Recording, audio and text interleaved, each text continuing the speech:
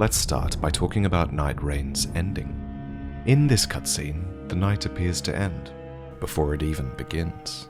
A giant of the night is bestowed grace and gazes towards the lands between, only to turn away, walking silently into the dawn instead. This ending will make more sense by the end of the video, but I bring it up now because I think this moment reflects what Nightreign as a title was trying to achieve. Namely, that Nightreign doesn't intend to intrude upon the lands between. Delve into the lore and you'll be able to detect this careful restraint from the writers, a reluctance to disrupt the canon of the base game. And yet, Nightreign still achieves a broadening of the world of Elden Ring. It introduces us to new peoples and places outside the lands between, and it even recontextualizes elements from the base game, like the Eternal Cities, which we now learn were banished underground in a single night. On top of that, Nightreign just has its own fascinating lore, largely contained within its own universe. And I think the lore is a great achievement by director Ishizaki and the team. I can't wait to talk about it. From a variety of interviews with the director, we learn that Nightreign occupies a separate branching timeline that diverges after the events of the Shattering in Elden Ring. It is an alternate what-if scenario in the lands between. In other words, this is a separate dimension, a reality where the night actually managed to take root. But what is the night? My answer might surprise you.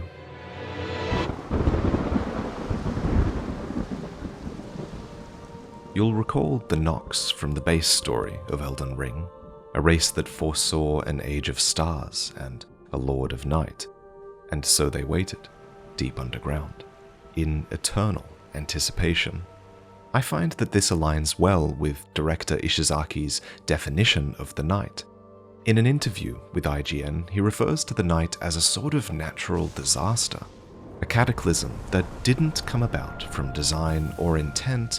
Rather, it simply happened. Indeed, the Nox waited, as if their night would inevitably follow the day. But they would wait eternally. For so much of Elden Ring's story is about the suppression of natural forces, like death, rot, and fire, aspects thrown out of balance by the fickle nature of gods and men, all in pursuit of order.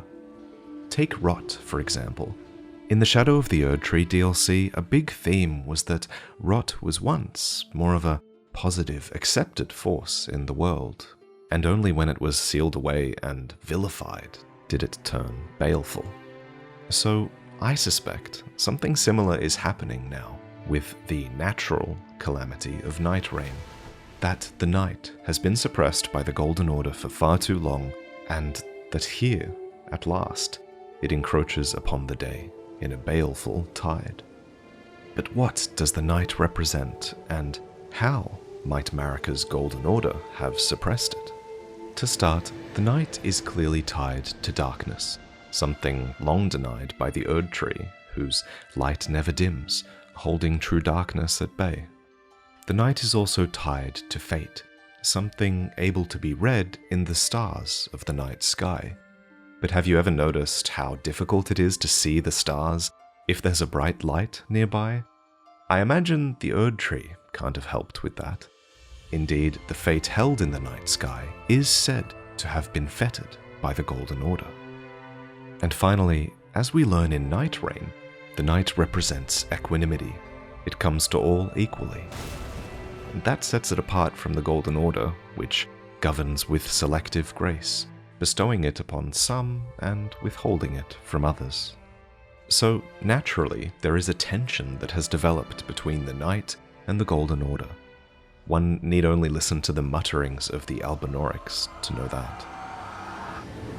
More stars all night, more feet.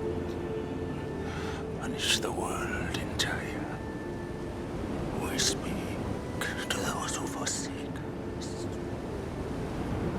Punish every living thing. Punish every living So it is that I believe the Nightlord is a calamity brought about by grace, a natural reckoning long overdue. But I suspect the truth runs even deeper. Defeat a Nightlord and you'll receive the Trace of Night. Its description reads, "The light dimly reveals the contours of a greater being that lies beyond the Nightlord." This Trace of Night leads us to the final boss eventually, but we don't see them in this icon. What we're looking at is clearly cosmic, something greater.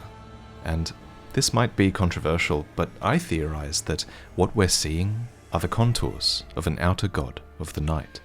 In previous videos, we've talked about how many of the outer gods do seem to embody natural forces. In that way, they are rooted in the world, though they still remain cosmic and unknowable in nature as well. And speaking of cosmic entities, on the second day of your expedition, you might have spied this dead Erd tree in the distance, which glows white, then eventually makes contact with something swirling in the sky at night. And on the third day, the tree actually appears to split open, forming the shape of a chalice, as cosmic light swells downward from the heavens. In other endings of the base game, the Erd tree itself changes color and form as these new orders take root. So the idea that an Erd tree is potentially being co-opted by the night here feels like a really fitting theory to me. I'm getting pretty unhinged on this topic, but I'll keep going. I think this white light could literally be the outer god of night manifesting. We do see a light within the Trace of Night. We know the Nightfarers are opposed to this light based on how they face off against it in this scene. Plus, I'm not gonna lie, these openings in the light, they give me Moon Presence vibes. That's definitely playing a part in my interpretation here. And these holes kind of bear a resemblance to the perforated bone-like stone, another very Bloodborne-esque relic that the Recluse's remembrances will leave you with. This stone was bestowed upon the menial by the Nightlord himself, and it's described as the bone of an outer god, with the power to expunge divine essence, but that can also be destroyed by that same essence. So while it's possible it's the bone of some other outer god, I personally think it's a bone-like stone of the night. For just like the stone, the night has the power to snuff out grace, while also being weak to holy damage. In short, both the stone and the night can expunge divine essence, but can also be destroyed by that same essence. I'll discuss these speculative points more in future videos, and even offer corrections if I change my mind on this, but for now, I quite like this theory. And even if you don't agree that the night is technically an outer god, I think we can all agree that there is some aspect of the night beyond the final boss, for he didn't cultivate this power of the night on his own. It wasn't born of him, it came to him in the dead of night.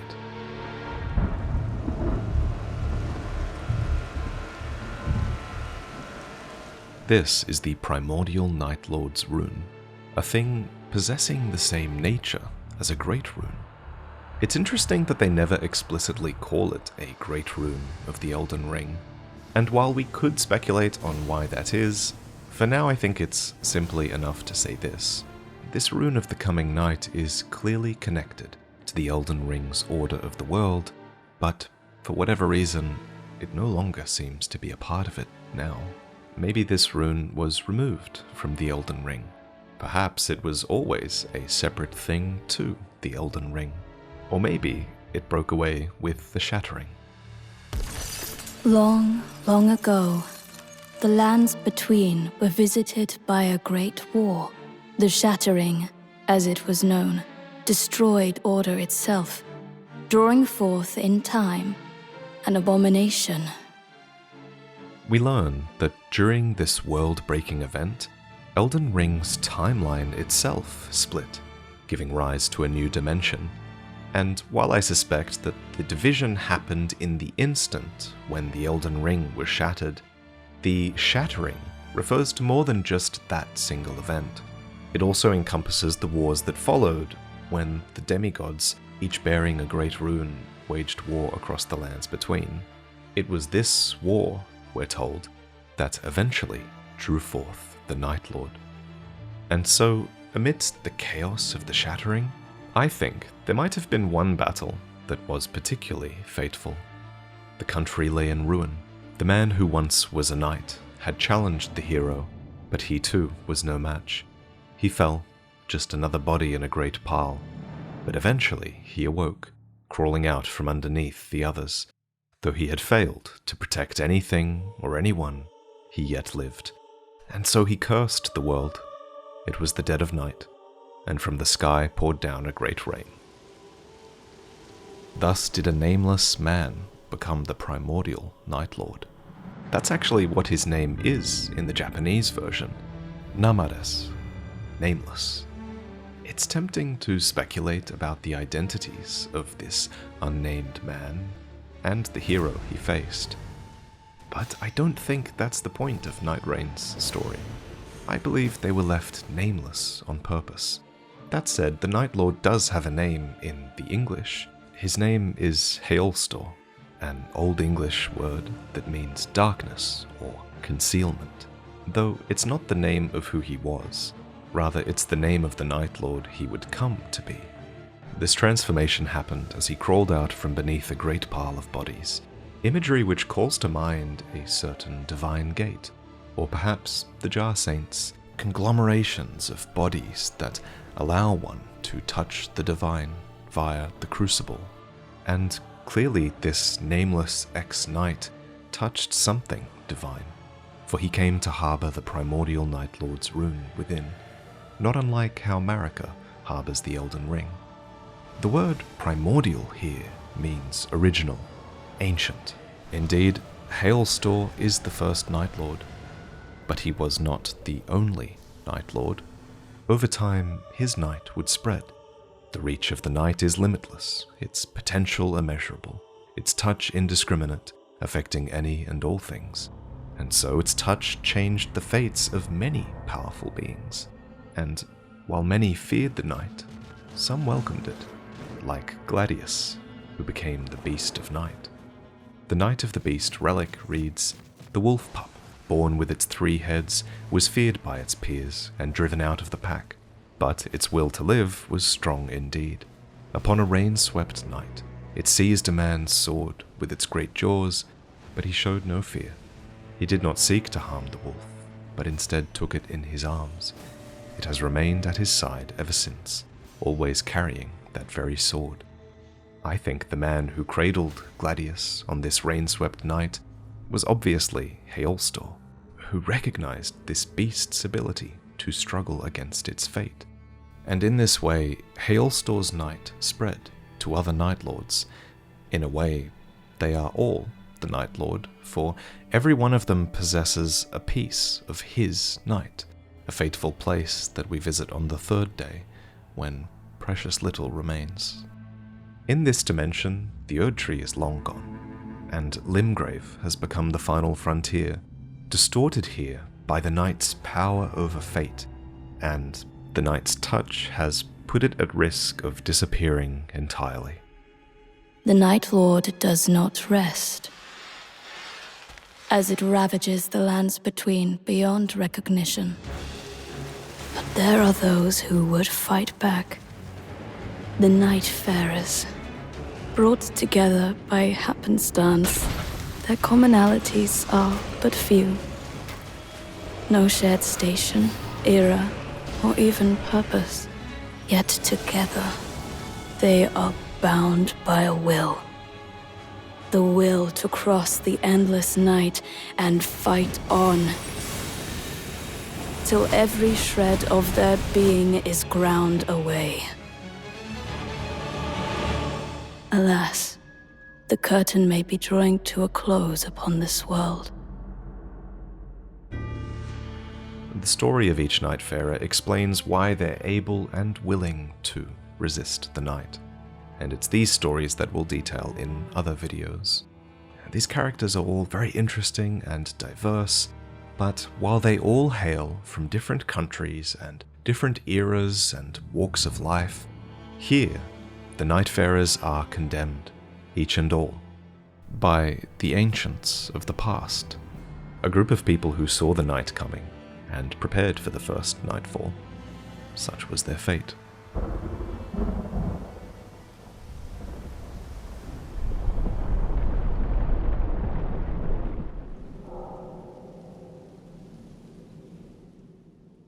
We lie the condemned of the first nightfall, whose sin is too great for absolution by our own deeds.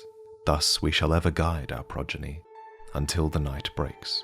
So reads a passage on the underground crypt at the heart of the Round Table, which itself contains more words from these condemned, those who would elect to become the foundation.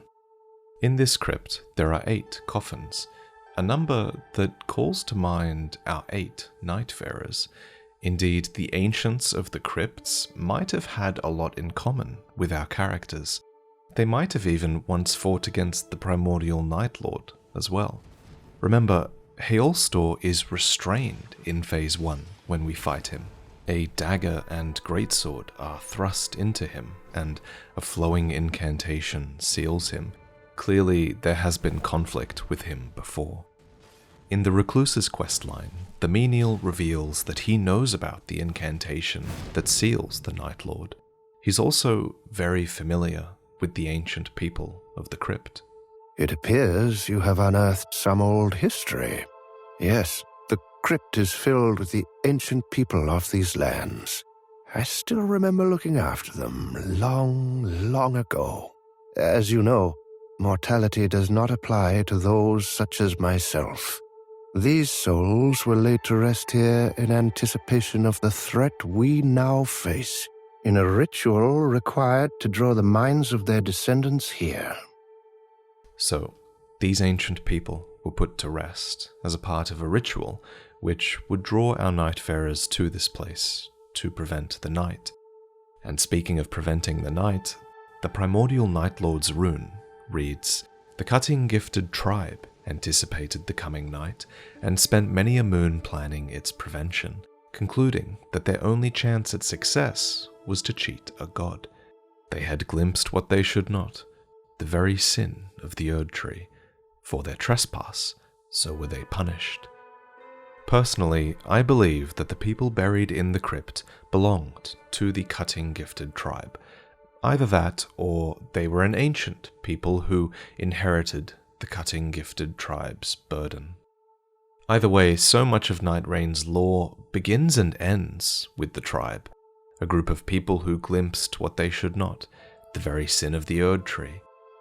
Given this text appears on the Primordial Nightlord's rune, I suspect the tribe's foresight had something to do with the rune itself. Did they discover that this rune existed and that the night was thus inevitable? I guess it's impossible to say for sure how they knew, but the how is largely irrelevant, for they were punished simply because they saw the night coming, and in the eyes of power, truth can often be the greatest transgression. Such unfair treatment is nothing new in Elden Ring lore. The prophets, too, who foresaw the burning of the Erd Tree, were similarly punished for their foresight, persecuted, driven from their homes, and forced to wear shackles as a warning to passers-by not to lend an ear to their sermons. I want to talk a little bit more about these prophets from the base game, because I think there's some great parallels to be drawn between them and the cutting-gifted tribe. So, from the fire's deadly sin description, you'll note that the prophet despaired at their own prophecy about the Erd Tree burning. This reveals that they were loyal to the Erd Tree and didn't want to see it fall. The same goes for the cutting-gifted tribe. They too fought to preserve the Erd Tree against the night, despite its sin. Indeed, if we assume that the cross-legged man at the end of the game is of the cutting-gifted tribe, then it's clear from his garb that he's a commoner of the lands between, and from the commoner's simple garb, we learn that the commoners traditionally engaged in their own voluntary displays of allegiance to the Erd Tree, one of which, it seems, was to destroy the Primordial Nightlord's rune. So, just like the prophets, the tribe remained faithful, Yet the cutting-gifted tribe was not simply punished with exile, they were subjected to a fate far more severe. Not exile, not death, rather a duty to stop the onset of night, the very thing that they had prophesied, to atone for the first sin. This was the punishment imposed upon the clan for glimpsing the sin of the Erd Tree. There's the line, their only chance at success was to cheat a god, and that's a line that I interpret as a desperate effort to outwit the outer god of night, and thus cheat the being out of its rightful claim to the night itself. But who are the cutting-gifted tribe, really? Well, it's right there in the name. The word cutting here isn't a violent one. It's horticultural. That can be confirmed by the equivalent word that's used in the Japanese description of the same item, which is sashiki, a similarly horticultural term. Horticulture is the art of growing plants, and Elden Ring lore commonly makes really poetic use of horticultural terms like grafting and scion and buds and offshoots and branches when describing bloodlines. Elden Ring's most significant bloodlines revolve around a tree, after all, so such double meanings are beautifully poetic in this context. Of these terms, the word grafting has so far been the one that's the most important in Elden Ring, lore-wise. Grafting is a technique whereby the tissues from one plant are joined with another, so that they might grow together and become a single, stronger plant. And you would have first heard about grafting from Godric's grafting of others' limbs. He is of Marika's bloodline, and her people famously have flesh that is easily grafted together. But a cutting is distinct from grafting. A cutting is a piece of plant, usually a stem, a leaf, or root, that is cut from a parent plant and then planted in soil or water to grow a new, genetically identical plant. Both techniques are used for plant propagation, but where a grafting is a combination of two plants, a cutting is a clone of the parent. So, where Godric sought strength through fusion, the cutting-gifted tribe pursued renewal through division. Thus, the cutting-gifted tribe are a clan that were gifted a cutting of a tree so significant it became the very heart of their tribe's identity, clearly.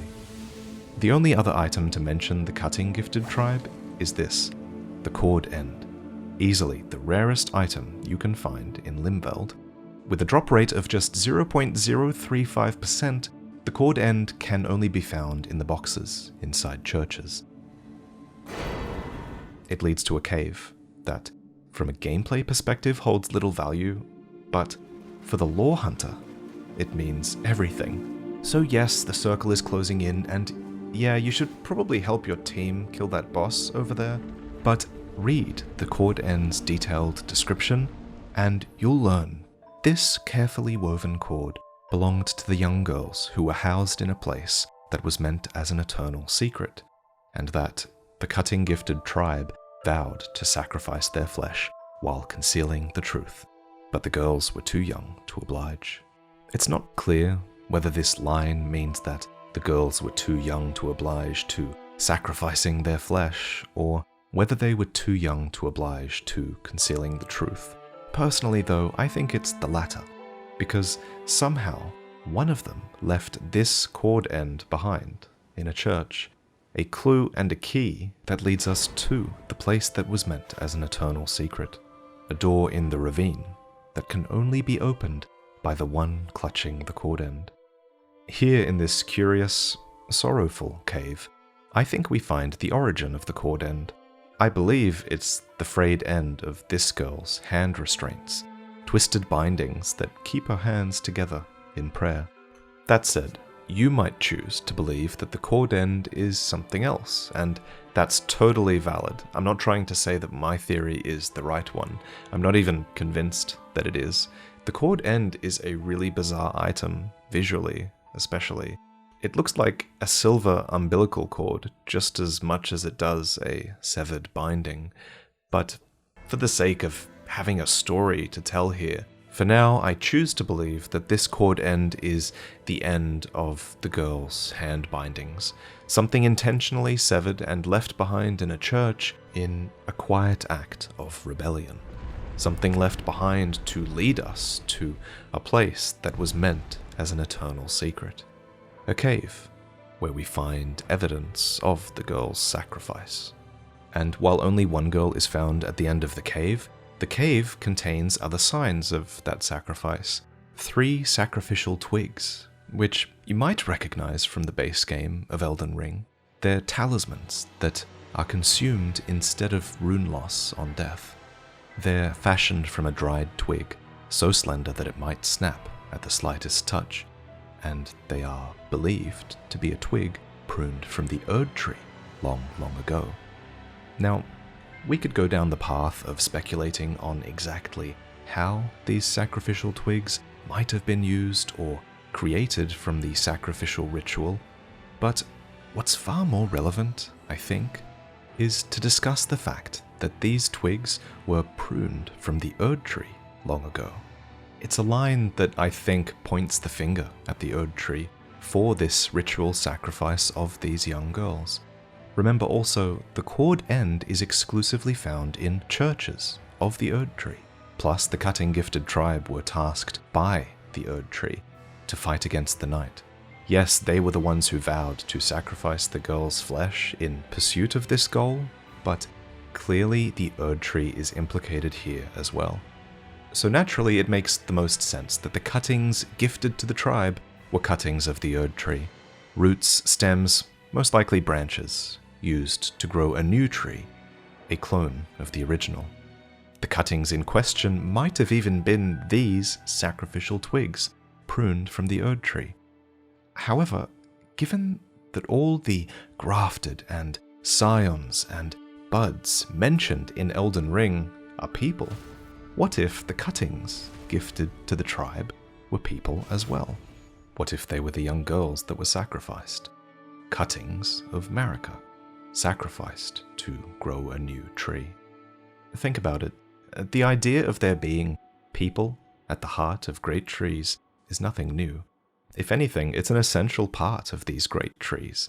Indeed, Mikola watered the Halig tree with his own blood and embedded himself within it. The Erd tree's roots absorb the corpses of the dead. Cut content even mentions Miranda of the Flower Crucible, who is clearly a woman merged with a plant. So we can only speculate on this topic, but I think this girl, surrounded by dried branches, white with age, became or created this, a divine, dried, white spirit tree, grown to defy the night. This tree, coiled around a divine tower, is what we fight beneath at day's end. It's the last bastion of resistance, a tiny circle that the night tries to overpower, only to be forced back entirely if the Nightfarers are victorious. And at the end of the second night, the tree beckons them upwards into the White Tower itself, which is called the Spirit Shelter, or in the Japanese, the Sacred Tree. The Sacred Tree itself is a spiritual place. Unlike the other great trees, it isn't rooted to this world physically, so it appears where it's most needed. The fact that this is a spirit tree is very fitting, especially if the theory is true that the girl was sacrificed to create it, for she too has passed on. And speaking of this girl, the upper branches of the sacred tree actually culminate in 2 tree-like hands, not unlike those seen in the spiral tree seal from the DLC. I think it was well known amongst certain groups that there was a powerful human element to creating these towering trees. It's here in this refuge that the Nightfarers wait out the 3rd day in safety, preparing to face the Nightlord, because when the 3rd night falls, so will the land. And all of this just screams Marika to me. It would be so like her to have one of these schemes in place in advance to prepare against the night, to condemn the ancients as she condemned the tarnished, only to invite them back when the time is right, to her round table hold. This place, far removed from the world, with its state and power originating from the Erd Tree. What's more, here in the Round Table's crypt, we find 2 inscriptions that speak of the ways of cutting, referred to in Japanese as the guidance of cutting. So I think that just as Marika once did, bestowing cuttings to the tribe, it seems they too would follow her example. The crypts reveal that they began to bestow branches of their own, sending cuttings to distant lands. Now, there is cut content from version 1.0 of Nightreign that mentions a literal golden branch that is bestowed to the recluse, and it's this branch that draws her to Limveld. So it's possible, maybe even likely, that the branches they speak of were literal branches that draw the Nightfarers from distant lands. But rather than these being literal branches, again, as with the cuttings, what if these branches bestowed to distant lands were people? I have a theory that the branches were the progeny of the cutting-gifted tribe, who would become the Nightfarers, a bloodline that was sent out to branch among many. Remember, the inscription here reads, "We shall ever guide our progeny until the night breaks." The menial mentions their descendants being drawn here. So is it possible that the ancients might have planted their progeny among many different folk, bestowing branches, so to speak? This could explain why the Nightfarers come from such diverse lands, while stemming from those same ancestors. Indeed, these ways of cutting mention other lands and other peoples. One coffin reads, "The ways of cutting point to Windwale Knoll, bestow branches to those who wander and roam. Wilder and Duchess's adoptive clan are those who wander and roam." The next inscription reads, "The ways of cutting point to the deep woods, bestow branches to those who are worthy and wise." Those are the recluses people. But whether it was by some bloodline ritual or literal branches pointing the way, the Nightfarers made their way to Limveld, led by the ways of cutting, and the ancients chose well when deciding who to guide here, all thanks to the guidance of the guidance of cutting. "Hark, warriors," they wrote, "fell the Lord, and thy sins absolve. Upon the breaking of the night the hold shall crumble, and thou too shall be unbound." And so the Round Table once again becomes this refuge out of time and space, a place the Nightfarers can return to between expeditions, a ship floating upon the flood of the night. Though this ship would need a captain. The Duchess is called back from her foster home to become its priestess instead. You've proved yourself a good navigator, helming the Round Table. Even if this ship of yours doesn't move. According to the founders, the priestess is rooted to the Round Table and must share its fate. But this topic is perhaps better suited for an upcoming video on the Duchess and her lore. But here I do want to talk about one important thing related to her, and that's the formless master that she serves. Ask her, what does our formless master have to say? And she replies, Seekers of redemption. On the third night, this land will fall. Band together and prepare to claim the life of the Nightlord.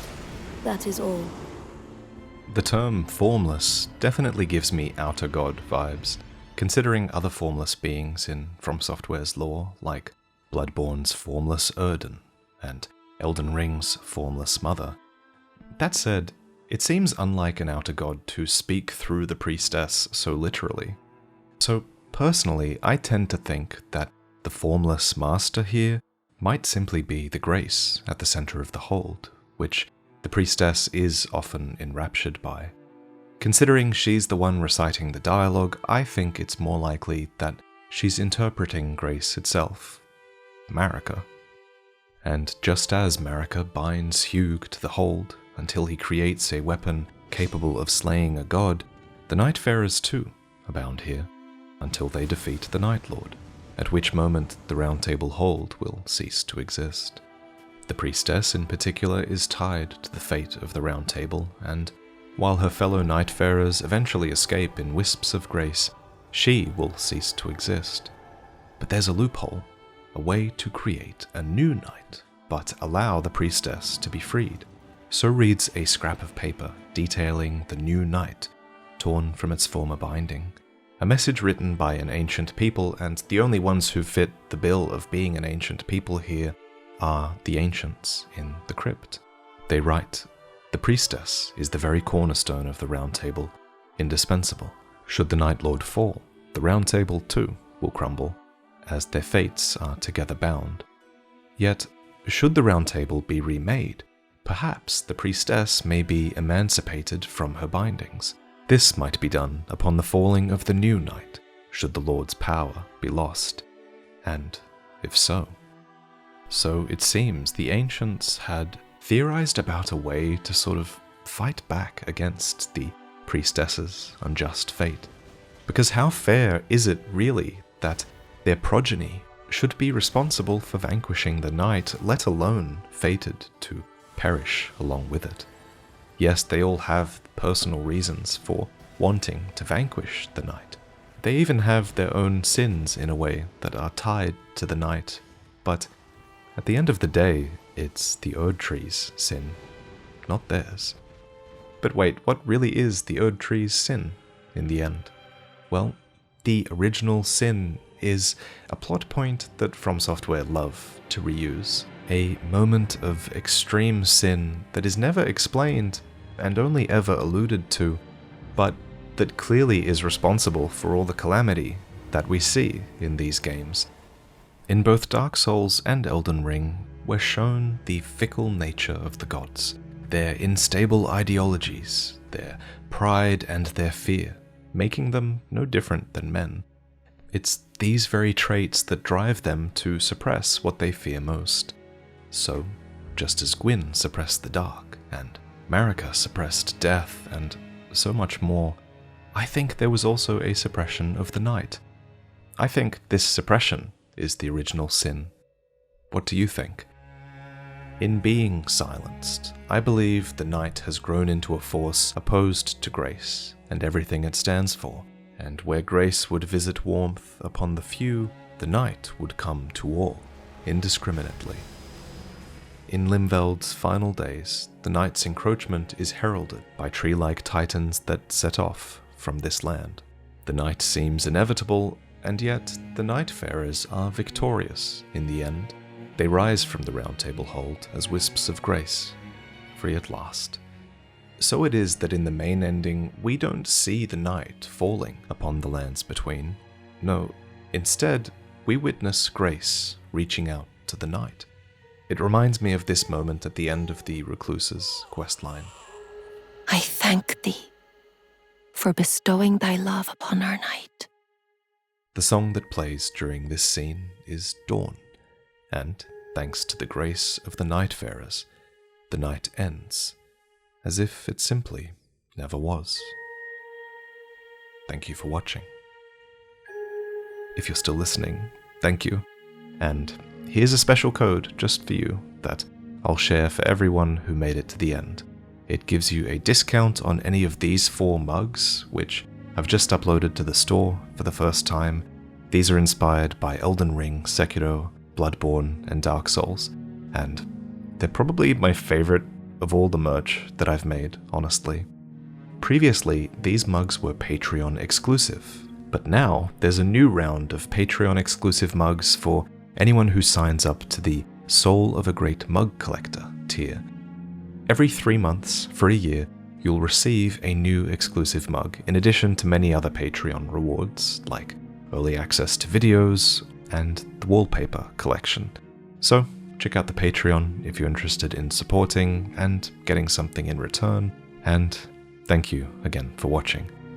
Before I forget, let's quickly run through all of the deep lore reasons that the Nameless King is an Elden Ring. So,